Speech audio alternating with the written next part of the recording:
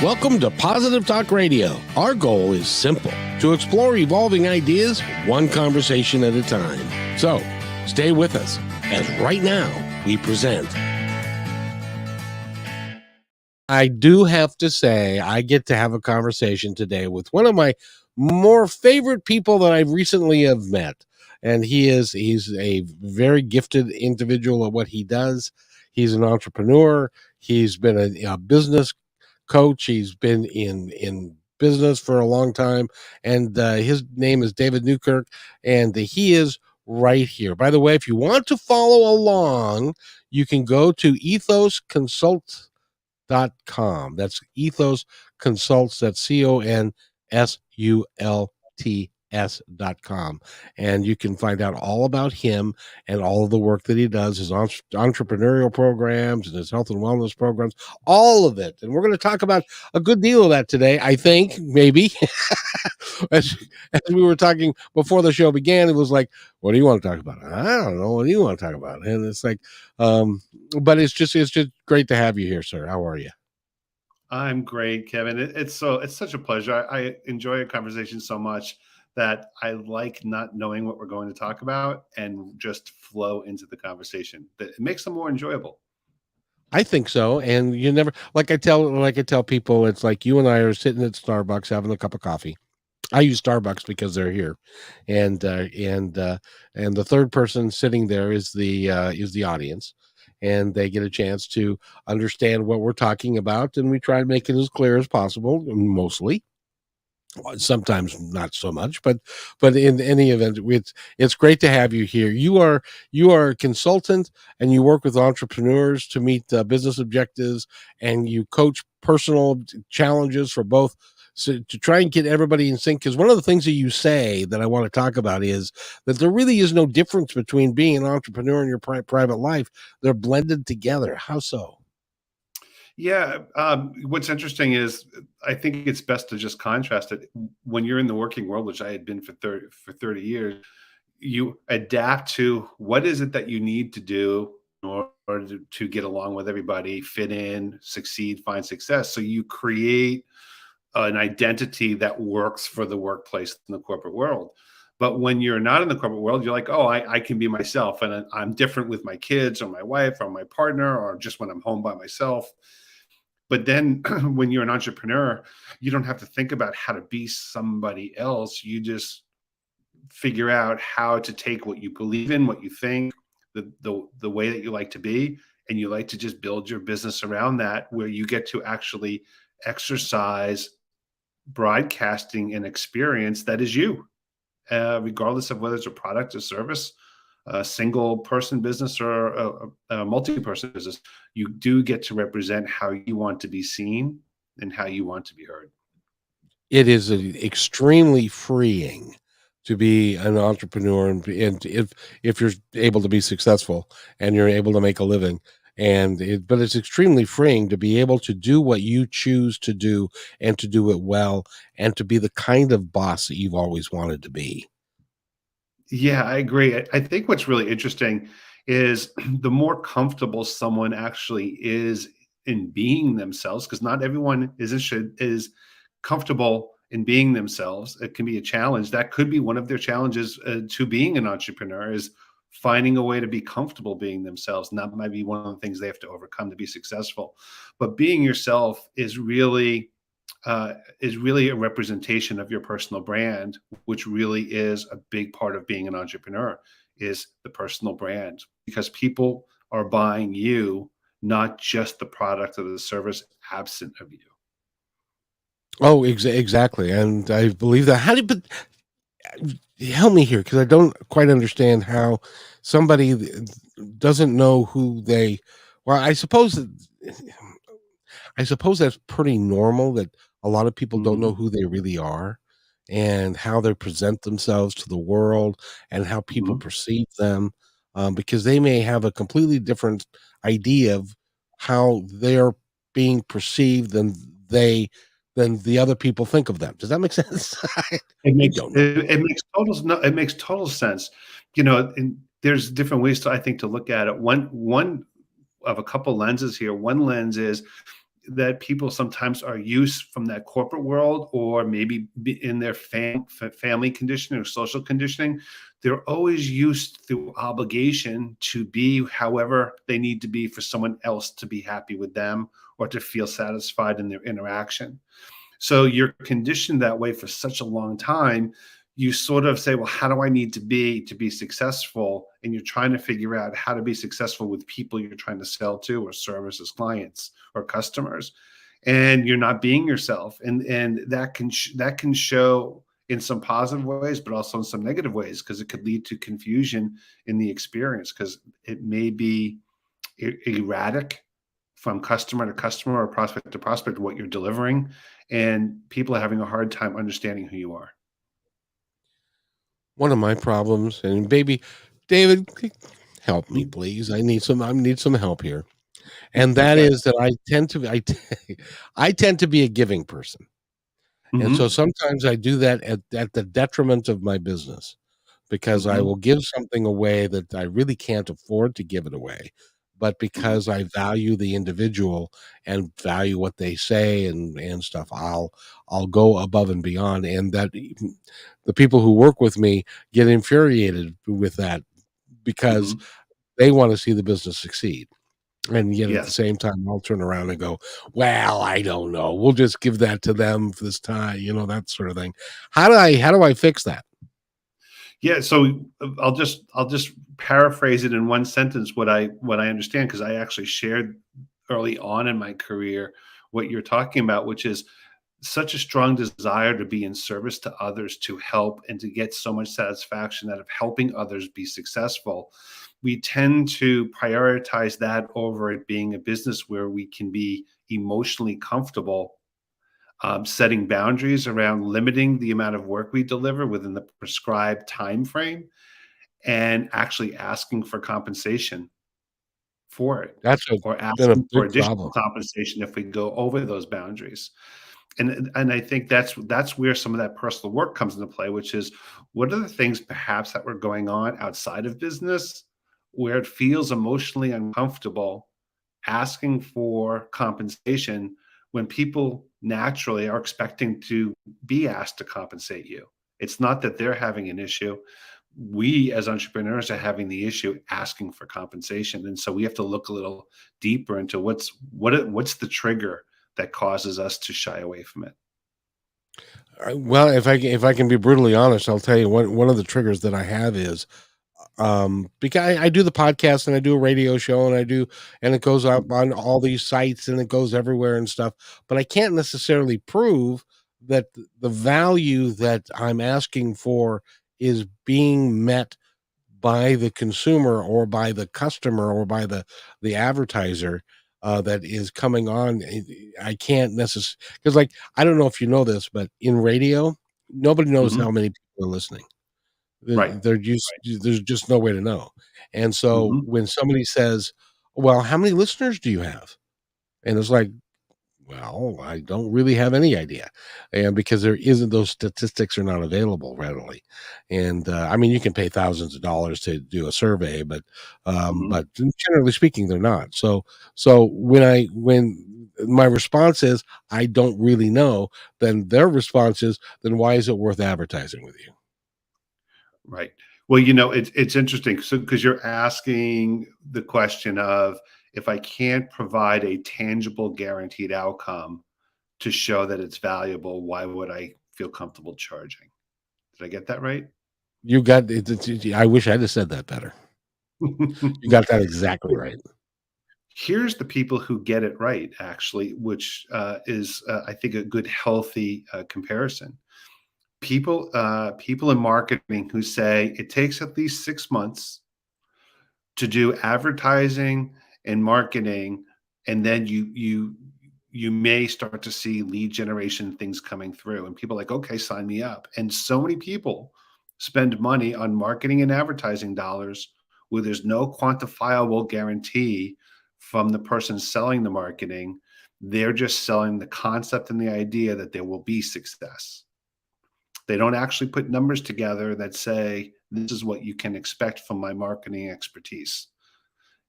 If I build your Wow. website, I'm not delivering you an outcome that you're going to get business. If you advertise and I help you do Facebook ads, I help you do Instagram, I'm not going to guarantee you what you're going to get for business. But there's a technique in all of that that's been successful where everyone buys those services. Yes, which There's a is value that is perceived to be there without guaranteeing success, which they can't do. And a lot of times, a lot of businesses, while some experience lead generation and some success, a lot of businesses don't,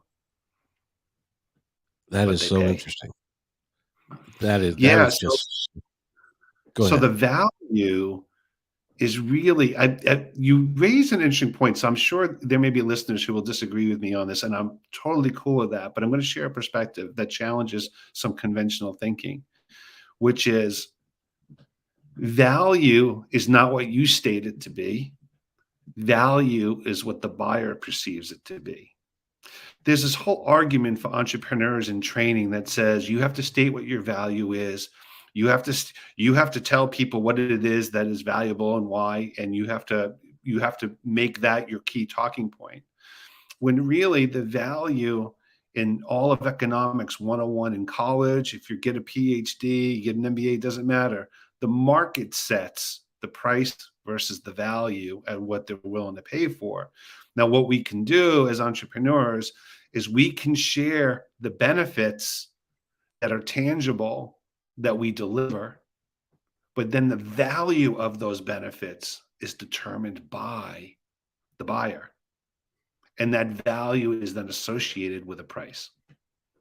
And so the challenge for us is to articulate tangible benefits that can be perceived as value, and we find an understanding by knowing our target market and knowing potential clients or clients, and knowing what typically is an amenable average price they're willing to pay. By the way, ladies and gentlemen, if you're listening to this now or later, I want you to get out a piece of paper and a pencil and take notes because this is really good stuff. Because it is so true that the buyer is the one who really sets the market.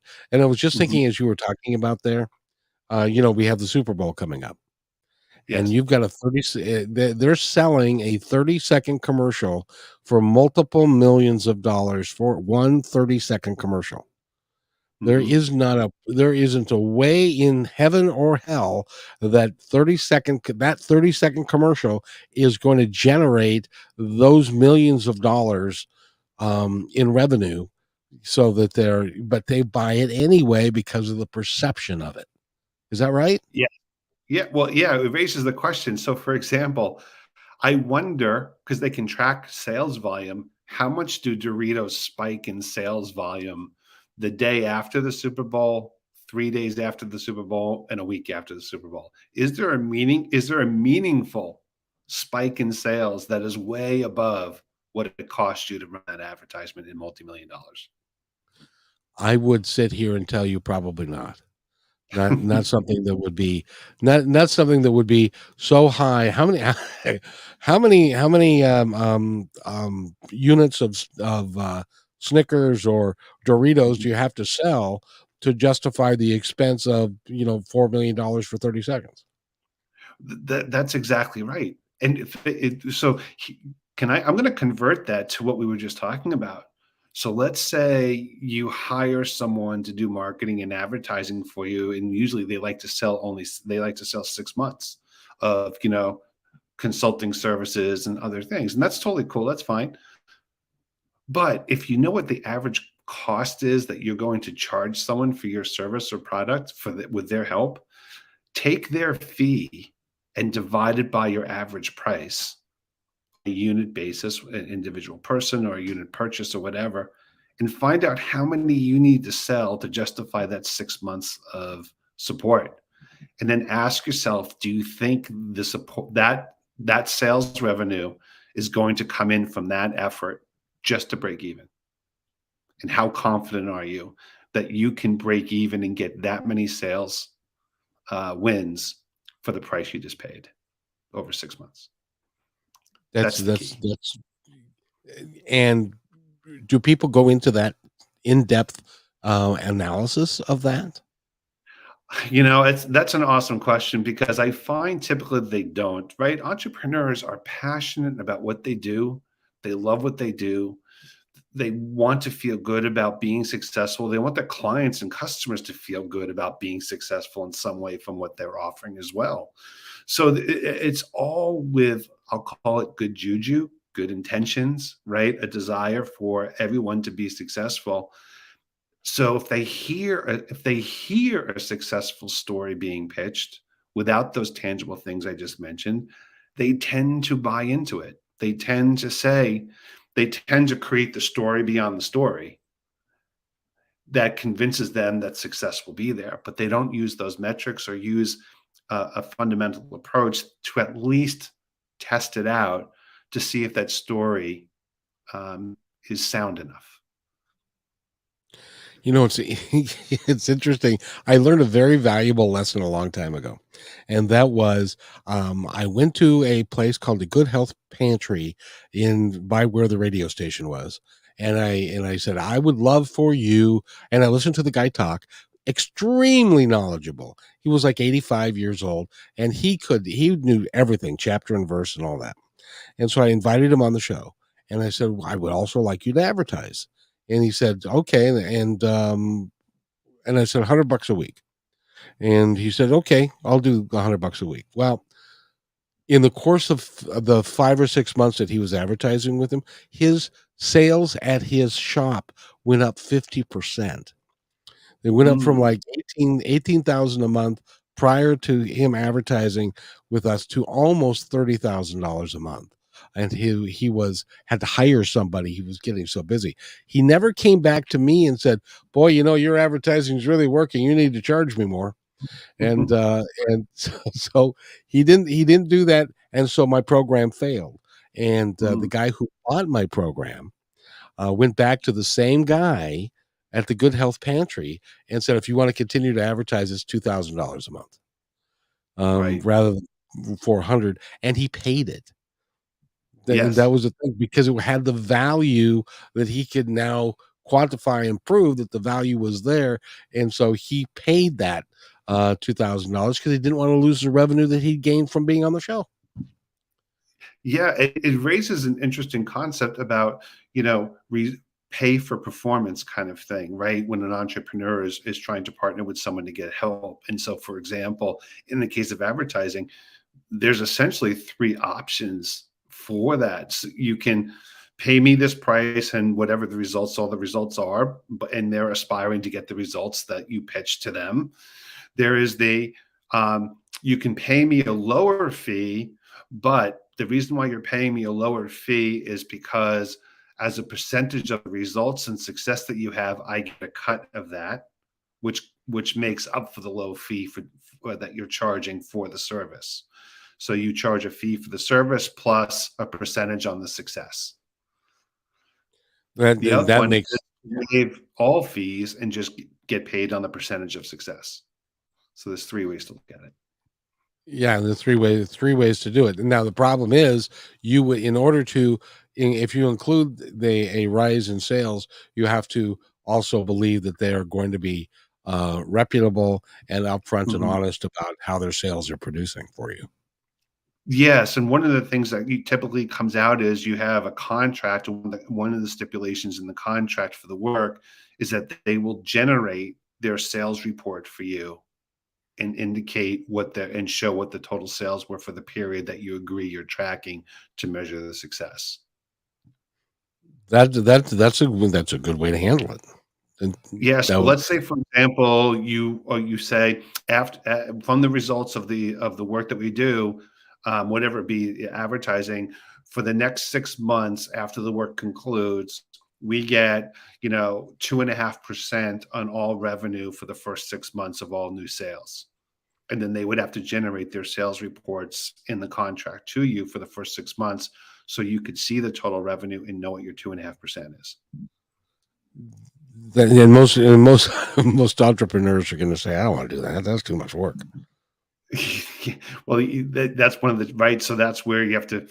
That's where you rhetorically. I mean, anyone would have to say, if I go into that model, I have to make sure my client base would be amenable to that, right? So you're matching the style of revenue capture relative to your target market and what they're willing to do, what they're behaviorally, are comfortable with as a client. I got to tell you, you are a really smart guy. How'd you get so smart? Lots of work, lots of trial and error, 30 years building businesses, running all aspects of a company, and just understanding people on both sides of the equation, internally and externally. It's amazing what you can just learn from so many diverse experiences. It was a wonderful opportunity. And just watching people and watching how they perform and how they work and stuff like that, that can give you a lot of uh information about a better way to be. Yeah, I think the key for me to your question, and thank you for even for saying that, because I think the key is it's it's not focusing on the tasks, it's focusing on the behaviors and start cataloging, understanding behaviors of people, how they think, why they think, the things that are triggers for them, the things that drive them towards in certain directions. So it's really consumer behavior, but then there's also that behavior you could apply internally to how do COOs think, how do CEOs think, how do CFOs or head of HR or head of sales. Those people all tend to be very different, but they also tend to be the same when it's a peer, like head of sales to a head of sales, another company to a head of sales, CFO to CFO to CFO. They all have thematically very similar mindsets on how they view things. And so you can create an understanding through those patterns and know exactly how to sell to them. That becomes a psychological game then. It does, from the perspective you get to value and understand how they think and why they think, and you get to align yourself to speak their language. So that, because one of the biggest challenges for an entrepreneur is the entrepreneur may change and create the language that they're most comfortable with, but is that the language their potential customers are most comfortable with? Probably So the not. challenge for the entrepreneur is to speak and adapt into a language that represents the language of the client, not themselves. And isn't that part of the problem is that a lot of the clients are corporate-based people who've lived in corporations all their lives, and they don't understand the necessities or the the issues that an entrepreneur will have. Absolutely. Yeah, absolutely. Yeah. It's a lot of times, you're in a corporation, all the things I just talked about get teed up automatically for you by the system, right? And then you're just, you have sales training and you are taught how to do it a certain way because they know the customers and they've built the program around it. And you're just now an active participant learning that way or style. But when you're an entrepreneur and you're like, oh, I want to do this product or service, and this is going to be my target market, and this is the people I want to serve, then the question is, okay, that's wonderful and awesome. But the question is, how do they think and how do they like to be talked to for an experience? It's really interesting because, even an entrepreneur. Now, I know that you were in when you were in business, you did all kinds of different jobs. So you got to Mhm, be aware of all the different things and the attitudes and that each person brought to the table. mhm. But not every entrepreneur knows everything. And so That's there's a right. whole there's a whole big gap of stuff that we have to stumble all over each other to find out the best way to operate, and that can Mhm. be very expensive, can't it? It can be expensive, but it can also be moderately expensive or moderate cost based upon how well you vet out your understanding ahead of time of what specifically you need and find the right resource to align to it. The less you are detailed in what you're looking for, the more you're apt be to spending a lot of money for something that's being explained to you that sounds good because it's a lot of detail from somebody, but you don't know if that detail is really what you need because you haven't defined it yourself. So I find where entrepreneurs need a lot of help is to be empowered with knowledge and learning and understanding so they can dictate and understanding of what they exactly know that they need, and they find the partner who actually can support them that way. And that puts them in the bargaining table because they have knowledge that allows them to bargain on value versus benefit versus price. One of the issues I think, well, you tell me, one of the my perception is one of the problems that a entrepreneur has is he wants to go his own way and he wants to do Mhm. his own thing and he doesn't want to be part of the corporate world and all of that. But then what percentage of them are willing to take on a coach who can then help them to negotiate and navigate through all of these minefields that you end up having to? Yeah, that's a really good question. I don't have I wish I had data on that. I don't believe there's been a study for that that can show data. I like data because I think data just adds an element of perspective or experiential things, experience of someone who is trying to provide support to entrepreneurs.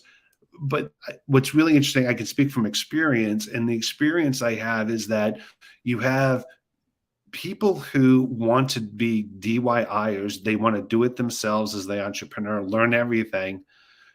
Where it costs them in the business is that they want to try to acquire as much information they can from others as free. They do a lot of networking, they do a lot of brain picking, and they get about 25-30% proficient on what it is they need to be able to do in building a certain skill or knowledge on an aspect of the business.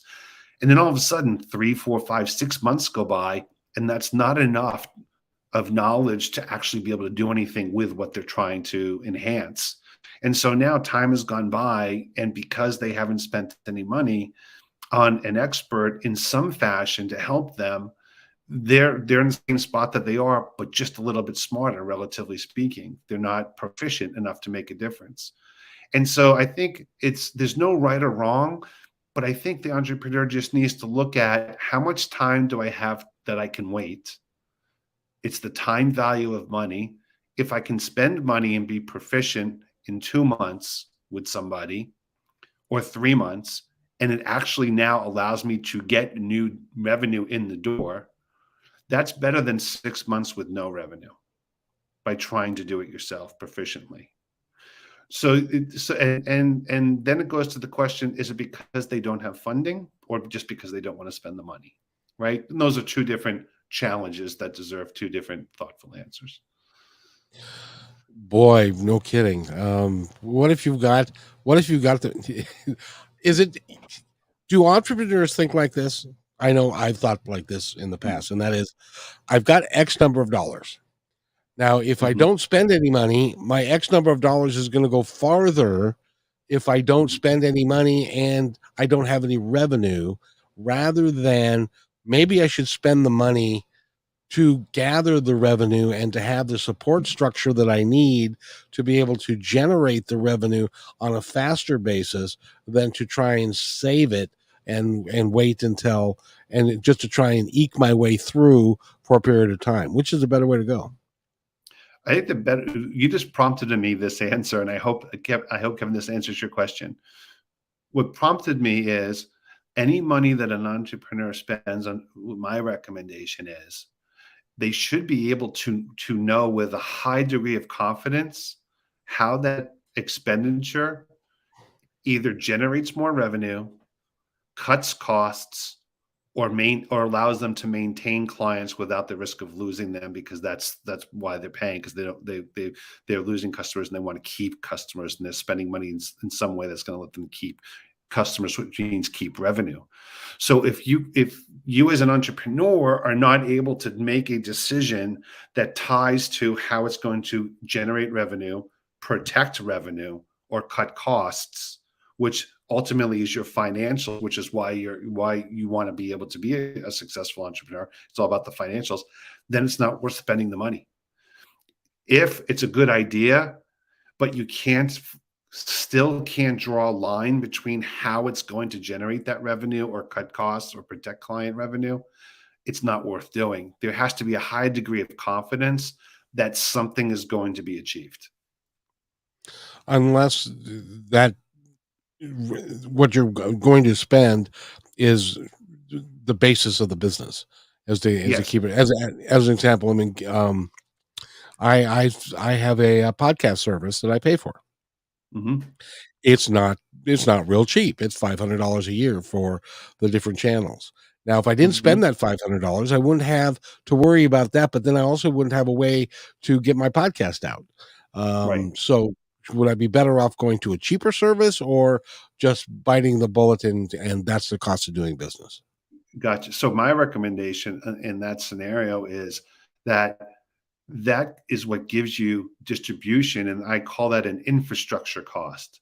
That's a sunk cost that you have to do in order to be a business, in order to be seen, Right. Right. right? You can't exist without that. So that's like one of those mandatory things. It's sort of like nowadays, if you don't spend the money for a website, you're not considered a real company. You have to have a website. So if you don't have a website, then it's not, you can't do it. So it's one of, I think the podcasting, the $500 is the same way. It's allowing you to be present so people know that you're real and you're out there and you can be seen. So it has an infrastructure cost benefit. So like we're which begs another question, which by the way, is that a puppy dog? It is. I so apologize. I don't know how we got in here. Oh no, that's okay. What kind of dog is he? I love He dogs. is an 8-year-old Lhasa Apso, which is a small 20-pound dog from Tibet. They were guard dogs for the monks. Very cool. Yeah. Well, tell him he can bark all he likes. We'll be fine. Thank you. But so when you're talking about the work that you do with people, and you help them through this, because this has been Mhm. very therapeutic for me to go through this with you because it's given me a lot to think about. So in your work with folks in your consulting work, is that kind of how it goes? Yeah, it is. It's actually having just good conversation like this because, everybody is unique, right? For every Kevin McDonald, you have your own life experiences, your own conditioning from social and from familial, experiences. You have your own culture, your own beliefs, your own value system. So how that creates you as an entrepreneur and how you translate that to the business really deserves to be seen and to be heard, not ignored and retrofitted into a program or a box that someone has pre-created where they're asking you to adapt to that to be successful. The question is, you're so unique. How does that come through where that's your identity, that's who you are, all those things are in place, and how do you actually allow that to be your success model? And I think that, and so it starts with like these types of conversations where you get to you get to feel like everything about you as an entrepreneur is coming through in the business, and the success is actually showing that who you are and what you are is actually the success model. Do you find in talking with people that they have the same problem that I do? Which was I was a general manager and I was a national sales manager and stuff of corporations, and I Mhm. was much more protective of them and their money and how the business was being ran, and I made it run, especially when I was in the restaurant business. I made the restaurant run in a certain way to give the owner Mhm. the profitability and the lower the turnover and to keep employees happy and to do all of those things. But I don't do that as much as an entrepreneur. I don't value it's almost like I don't value the money that and the time and the effort that I'm putting into it. Does Is that a problem for some entrepreneurs? It is. It is. Um, One of the hardest things, well, it depends. Like you have entrepreneurs that where I don't like the word mindset, but I'm going to use it for this answer. The mindset is they're very traditional in their thinking. They may be very results oriented. They may be very task oriented, and they may, just focus on get the business, get the business, get the business. And that's totally cool. That's the way some people are wired, and there's nothing wrong with that at all. And they have to figure out how to have success with that mindset. There are other people who are like relationship based, like you are, where you value relationships and you feel like you get nourished by having reciprocating views on a relationship from the people that you're talking to, and in a way, that's giving you what you need, and therefore the money becomes less of a focus or a desire because it's the relationship, the power of connection, and other things. But it does challenge you to ask, is what you're doing a hobby or a business? A Ah, hobby is enjoyable, a business is for profit. exactly. But I want both. Dang it. And you can have both because your hobby is your passion, but it's about getting help, being comfortable, either asking for the revenue, right, for your work, the quality of your work, or having someone else own it for you and allow them to do it on your And behalf. that's kind of where I think I need to go with that, because I really need to I like being the jovial guy that likes to get along with Mhm, everybody, that doesn't like to have hard conversations. For me, now, when I was working for somebody else and I was a general manager, I could have those hard conversations because mhm. I was doing it on behalf of somebody else. And this individual was not meeting expectations of what the other individual had set. So therefore, it was my job to um, defend the owner in that particular position. But with me, I have a tendency to go, well, it's okay, and that's Right. just not right. Yeah, but you're also highlighting something so atypical where it shows in different ways for an entrepreneur, which is when an entrepreneur has a particular aspect of the business that they're not comfortable with, they have to be willing to let go of that responsibility and let someone else do it who will do it better. And And you defeat the purpose when you say when you say, all right, Holly, I'm going to give you this responsibility, and I'm yes, not going to get involved, and you run this the way that you feel like it needs to be run. And then she yes, runs it, and then somebody comes to you and says, I don't like how she's running that, and then you undercut her, and it defeats the entire purpose of the exercise, right? it does because the entrepreneur is actually now being asked to understand how to manage situations and people, right?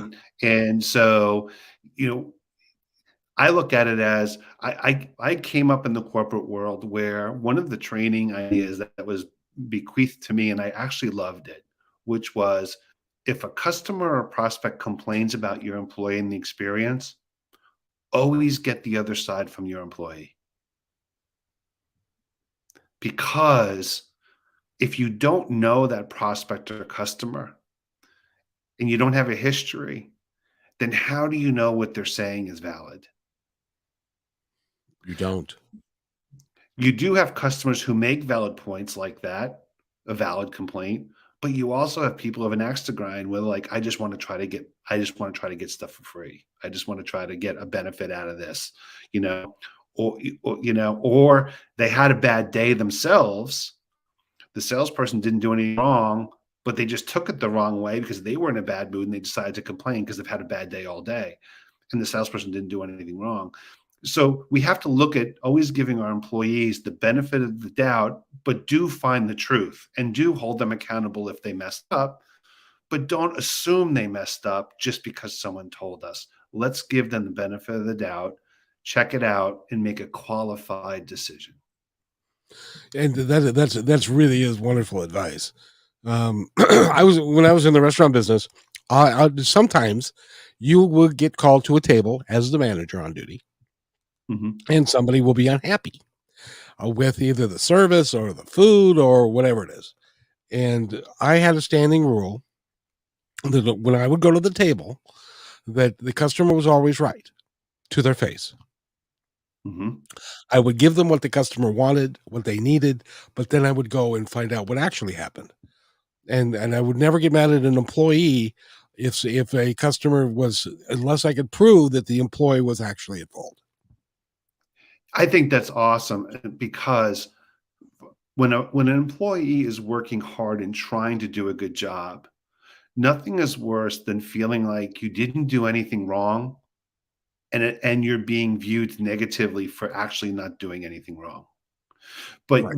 but they but they can understand, right, that the customer is always right for the sake of the business. They can get behind that, but as long as they know you have their back afterwards, and Yes. they get some form of verbal support from you on that, and they know you're not just saying it like you did to the customer, that you actually mean it, that goes a long way to, to the employee being really happy in the workplace, knowing they're covered.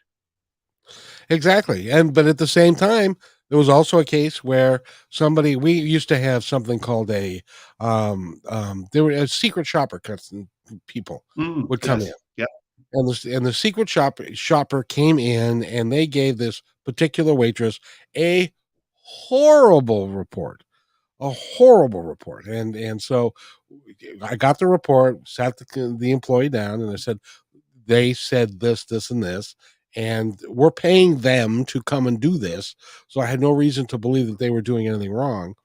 Mhm. And I said, so this is the action I want you to take to correct that so that we can get past that issue. And she made the corrections, I thought. And then a month and a half later, I get this 3-page letter from another customer about the same employee, and it was Mm. was pretty much verbatim all the things along what the secret shopper said. This person said. So I showed the gal the letter, and I said, "I'm sorry." And she says, "What, are you going to fire me?" I said, well, "What would you do?" I can't allow you to be out there. These are my customers. These are the people that I depend Mhm. upon for my paycheck, and the other people you work with. I can't allow you to be there, and stuff like that. Was that the right thing to do? Absolutely, because you gave her valid information, you gave her an opportunity, you allowed her to seek out finding success after the feedback. So, which is really cool. I mean, our job when we manage people, even as entrepreneurs, our job is to do the best we can to have employees feel like they're all inclusive within our workplace. They feel valued, they feel being seen and being heard, and they feel they're being supported. But it's a two-way street. As much as they all desire that in order to be happy, when they are not reciprocating the way they should as an employee, we have to point that out, and they have to hold themselves accountable, because they're holding the company accountable for not doing the things that I said as a reason for leaving, or talking why they don't think it's a good company and no one else should work there. So when the company does all the right things, they have to hold themselves accountable when they're not reciprocating. So it is a two-way street.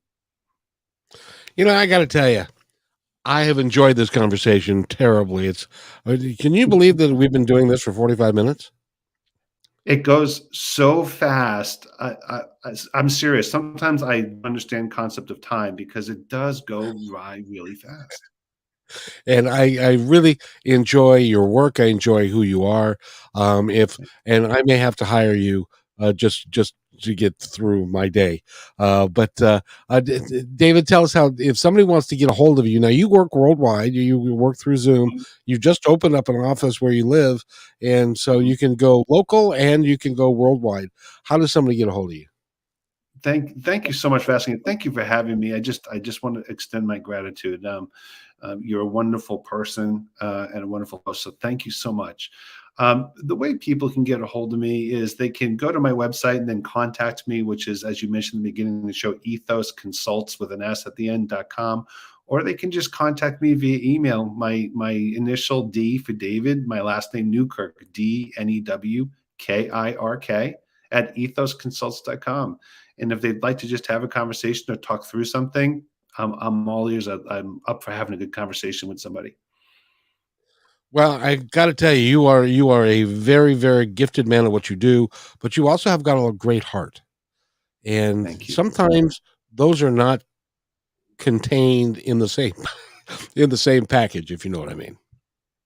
I do. That's why we're together, because two big hearts, two sets of good intentions, and then with everyone else that you have, I know fits that bill too. So thank you for saying that and allowing me to be part of your community that holds that space. Thank you.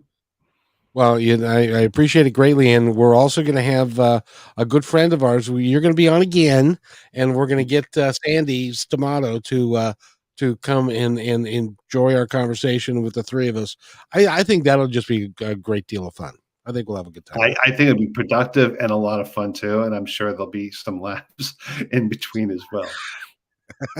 And I am so looking forward to it. You're an awesome man, and you are a great consultant. You've got lots of experience. You've been around the block more than once, and so you're really good at what you do. And so I would encourage you, if you have the need, if you're an entrepreneur, and everybody needs a coach. Entrepreneurs need coaches too, because we have blind spots. We have things that we don't do well because we just have a blind spot, and we need somebody to help us through those blind spots, and you can do that. And not only are you a great coach, but you're also an entrepreneur, so you know how it all works. Yes, absolutely. Thank you, Kevin. Thank you so much. And thank you. Go to Ethos, ETHOS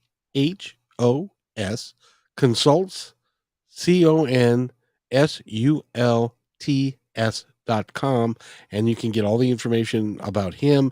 There's a let's talk button. You can get your information there, and he can help you. Being an entrepreneur is great fun, but it's also hard. And you can spend your whole life savings, and at the end of the day end up with nothing if you're not careful. So you need to take care of it. You need to have somebody there in your corner, and this is the guy that I would recommend. So thank you for that, David. Thank you, Kevin. Thank you so much for having me. By the way, if we got just a couple of moments left, is there anything that you would like specifically to tell our audience, the ones that are listening now or the ones that will be listening in the future?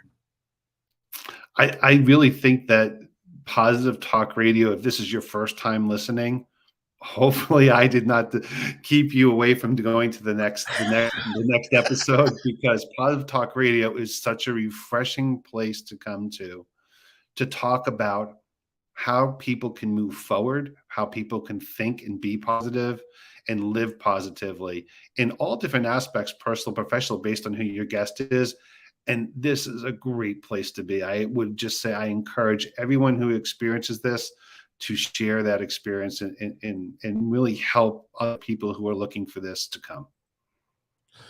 You are a special man, and thank you. I appreciate that. Thank you so much for that. We're trying. We want to change the world one person at a time, maybe even more than one at a time if we can. So, with that, I want to thank David Newkirk for being here. Ethos Consulting is his business. He's phenomenal at what he does. See, we didn't even know what we were going to talk about when we started, and it turned out great. It did. This was fun. And I love being asked questions where I really have to think through the answer. Those challenges are fun. Good. Well, you did an outstanding job. So if you'll wait right there, sir, I will be right back. Thanks. Hey, thanks for enjoying this episode all the way to the end. Please give us a like and subscribe to this channel. This has been a production of PositiveTalkRadio.net. Please visit our website, oddly named PositiveTalkRadio.net, for more details about us and our mission, which is to provide great positive programming designed to inspire us all.